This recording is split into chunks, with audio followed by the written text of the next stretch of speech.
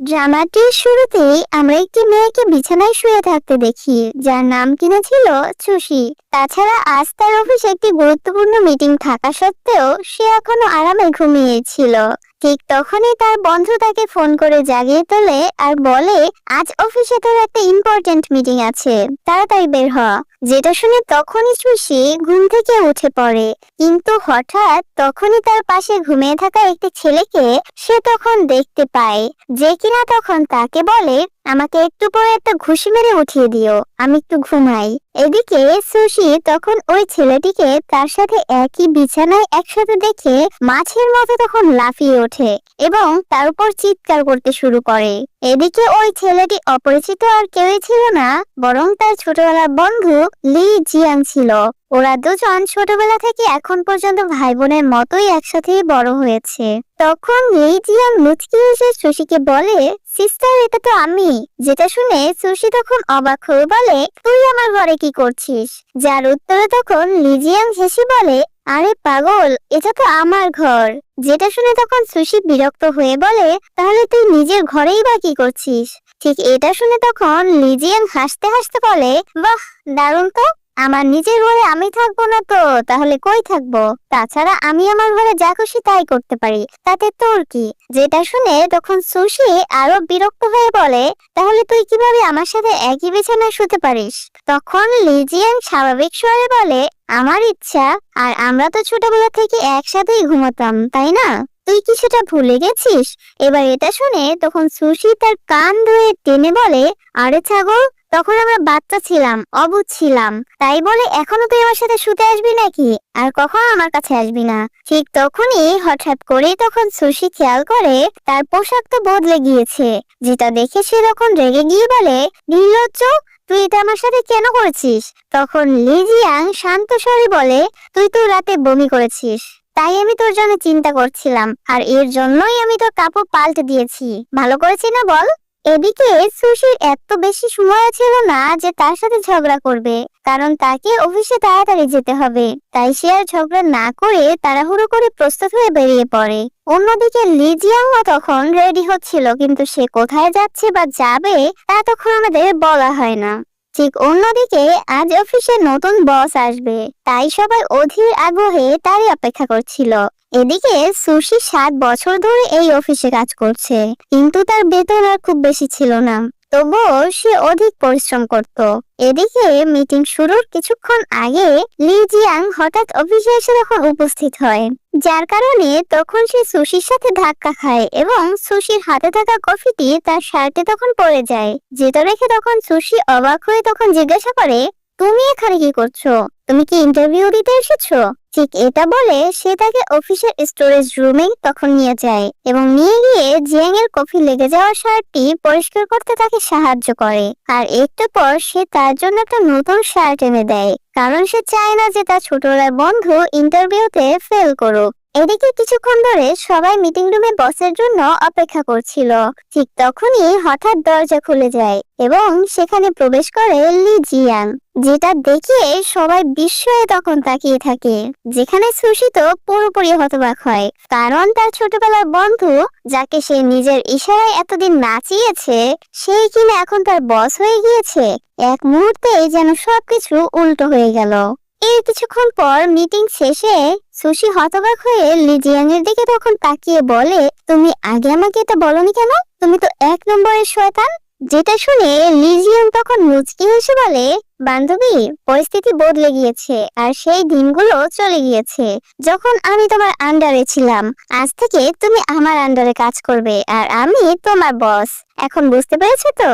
আর হ্যাঁ, এদিকে তুমি যখন আমার কাপড়টা নষ্ট করেই ফেলেছো, তখন তোমারই তো এগুলো ধুয়ে দিতে হবে, তাই না?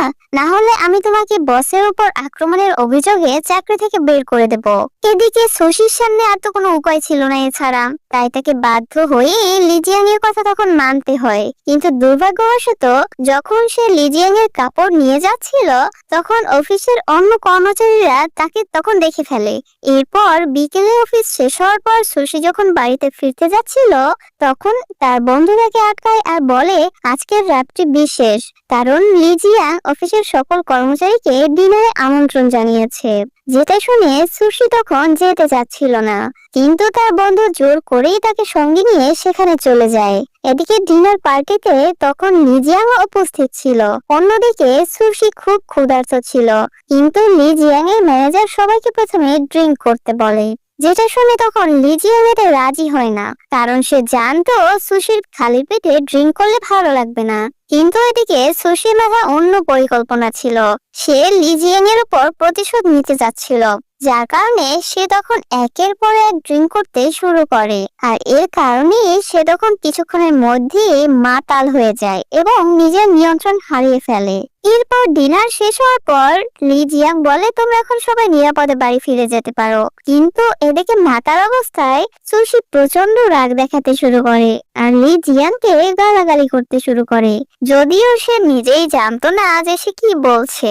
এদিকে লি জিয়াং চুপচাপ পাশে দাঁড়িয়ে এসব কিছু শুনছিল শুধু। এর পরের দিন সুশি অন্য একটা রুমে ঘুম থেকে যখন ওঠে তখন সে চমকে যায়, যেখানে তার পাশে লি জিয়াং তখন শুয়েছিল। এটা দেখে সুশি রেগে গিয়ে তাকে জিজ্ঞাসা করে আমি এখানে কিভাবে এলাম, যার উত্তরে তখন লি জিয়াং শান্ত স্বরে বলে তুমি এত মাতাল ছিলে যে তোমাকে বাড়ি নিয়ে গেলে আন্টি খুব রেগে যেত, তাই আমি তোমাকে আমার বাসায় নিয়ে এসেছি। যেটা শুনে সুশি তখন সন্দেহের চোখে তার দিকে তাকিয়ে বলে তুমি আমার সঙ্গে কিছু করনি তো আবার। যেটা শুনে তখন লি জিয়াং বিরক্ত হয়ে বলে তুমি কি আজে বাজে কথা বলছো, বাদ দাও, চলো আমরা ঘুমাই। এদিকে সুশির চিন্তা হচ্ছিল যদি কেউ তাদের ছোটবেলার বন্ধুত্বের কথা একবার জেনে ফেলে তাহলে কি হবে। কিন্তু এদিকে লি জিয়াং এর এসব নিয়ে কোনো চিন্তাই ছিল না, বরং সে বলে যদি কেউ জানে তাহলে তাকে জানতে দাও, এতে এমন কি সমস্যা হবে। এর কিছুক্ষণ পর সুশি ঘুম থেকে উঠে আয়নার সামনে গিয়ে দেখে তার মুখে কলম দিয়ে নানা কিছু আঁকা, যেটা দেখে সুশি তখন স্পষ্টতই বোঝা যায় যে এটা লি জিয়াং এর কাজ। যেটা দেখে সুশি তখন খুব রেগে যায় এবং মনে মনে বলে আমি তোকে একদম ছাড়বো না শয়তান।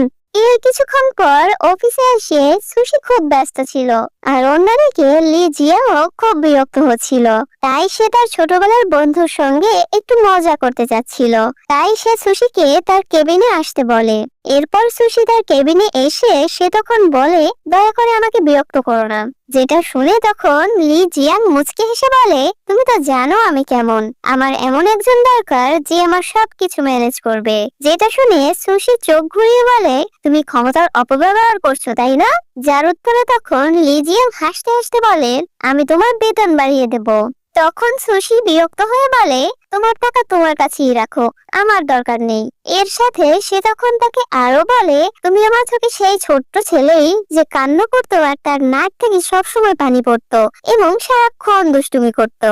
যেটা শুনে এবার লি জিয়াং তখন রোমান্টিক ভঙ্গিতে বলে তাহলে আমাকে দেখে বলো তো আমি কি এখনো আগের মতোই আছি নাকি বদলে গিয়েছি। ঠিক তখনই ম্যানেজার লিজু সেখানে এসে পড়ে আর সুশি সেই সুযোগই দ্রুত সে তখন ওখান থেকে পালিয়ে যায়। ঠিক তখনই আমাদের একটা ছোটবেলার সিন দেখানো হয় যেখানে লি জিয়াং একদমই পড়তে চাইতো না, যার কারণে সে তার সাথে অনেক রাগারাগি করতো এবং তাকে জোর করে পড়াতো।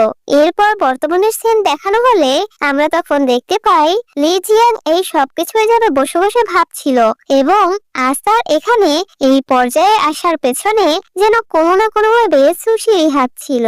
এদিকে লি জিয়াং এগুলো ভাবতে ভাবতে খুব বোর হচ্ছিল, তাই সে এখন সুশির সাথে কিছু একটা করার প্ল্যান করছিল, যার কারণে এরপর সে সুশিকে গিয়ে জ্বালাতে শুরু করে এবং তাকে শান্তিতে কাজও করতে দেয় না। যেটা দেখে সুশি তাকে বলে আমাকে বিরক্ত করিস না, তুই তোর নিজের কাজ গিয়ে কর। এদিকে লি জিয়াং তার কোনো কথাই তখন শুনছিল না এবং একটু পর সে সুশিকে অফিস থেকে জোর করে বের করে নিয়ে যায় আর তাকে সেখানে দাঁড়িয়ে থাকতে বলে ও সেখান থেকে তখন কোথাও যেন ও চলে যায়। এর কিছুক্ষণ পর সে ফিরে আসে তার হাতে একটা বার্থডে কেক নিয়ে আর বলে তোর জন্মদিন আজ তাই না। যেটা দেখে সুশি তখন চমকে যায় কারণ কেউ কখনো তার জন্য এমন কিছু করেইনি। এরপর লি জিয়াং তাকে বলে, চলো এবার উইশ করো। যেটা শুনে সুশি তখন মোমবাতি নিভিয়ে মনে মনে নিজের ইচ্ছার কথা বলে। এদিকে কেকের সঙ্গে লি জিয়াং তখন সুশির জন্য তার প্রিয় খাবারও এনেছিল, যেটা খাওয়ার পর সে সত্যি অনেক খুশি হয়ে যায়, কারণ আজকের দিনটা তার জীবনের অন্যতম স্মরণীয় একটি মুহূর্ত হয়ে থাকবে। এরপর সুশি লি জিয়াংকে তখন জিজ্ঞাসা করে, তুমি আমাকে জিজ্ঞাসা করলে না আমি কি উইশ করলাম? ছোটবেলায় তো আমার পেছন পেছন সবসময় ঘুরে বেড়াতি, আমি কি উইশ করছি সেটা জানার জন্য। এটা নিয়ে সে তখন লি জিয়াংকে প্রশ্ন করে। তখন লি জিয়াং হাসি মুখে উত্তর দেয়, ছোটবেলায় তুমি আমার বস ছিলে আর আমি তোমার কর্মচারী, কিন্তু এখন আমি তোমার বস, তুমি এখন আমার কর্মচারী। এভাবে ওরা দুজন কিছুক্ষণ গল্প করতে করতে হঠাৎ লি জিয়াং সুশিকে বলে, আমি তোমার সব ইচ্ছা পূরণ করতে চাই, তোমার যত্ন নিতে চাই এবং চাই তুমি সবসময় হাসি খুশি থাকো।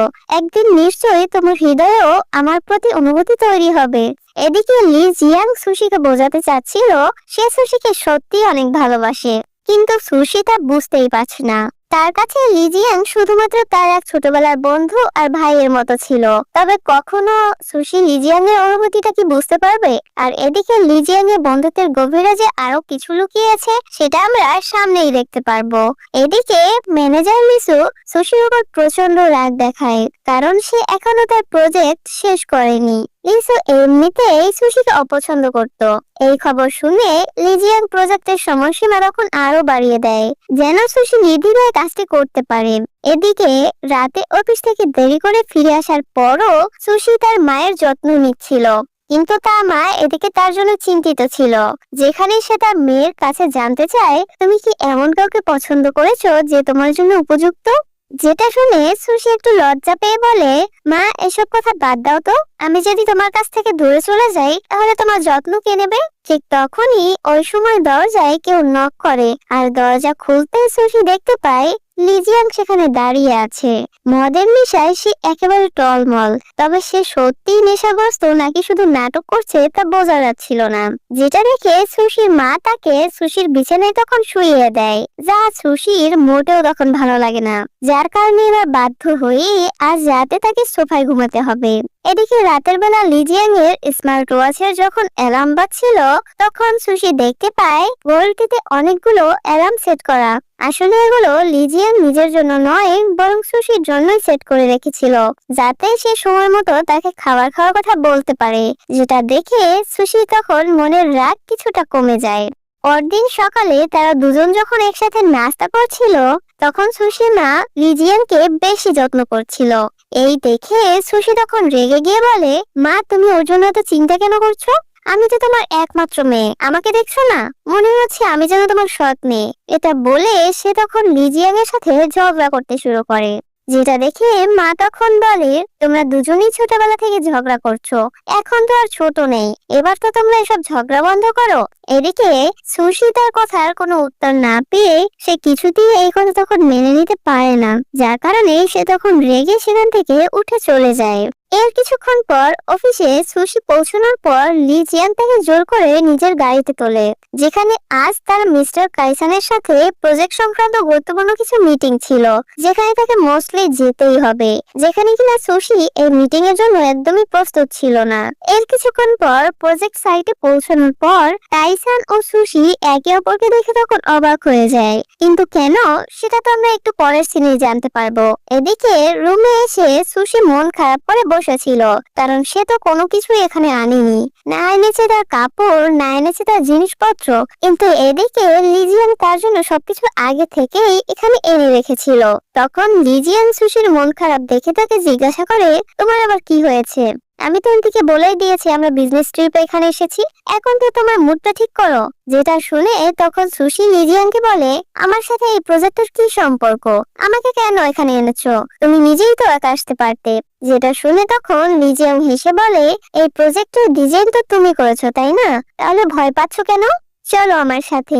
এরপর ওরা দুজন যখন প্রজেক্টের সাইটে পৌঁছায় তখন যেখানে সুশি একটু কমফোর্টেবল ফিল করছিল না, কিন্তু তারপরও এখানে সে লিজিয়ানকে এই প্রজেক্টের সকল কিছু গাইড করছিল। কিন্তু হঠাৎ সে যখন অসতর্কতায় পা মচকে পড়ে যেতে নেয় তখন লিজিয়ান তাকে সঙ্গে সঙ্গেই ধরে ফেলে। এই দেখে কাইসান তখন ছুটে এসে উদ্বিগ্ন স্বরে বলে, লিটল স্টার, তুমি ঠিক আছো তো? ব্যথা পাওনি তো? এই কথা শুনে সুশি তখন রেগে গিয়ে বলে, আমাকে নাম ধরে ডাকো। যেটা শুনে লিসু তখন তাচ্ছিল্যের হাসি দিয়ে বলে, তুমি কি জানো না ওরা দুজন ছোটবেলার বন্ধু? এটা শুনে লিজিয়ান কিছুটা বিভ্রান্ত হলেও তাতে বিশেষ কিছু তার আসে যায় না।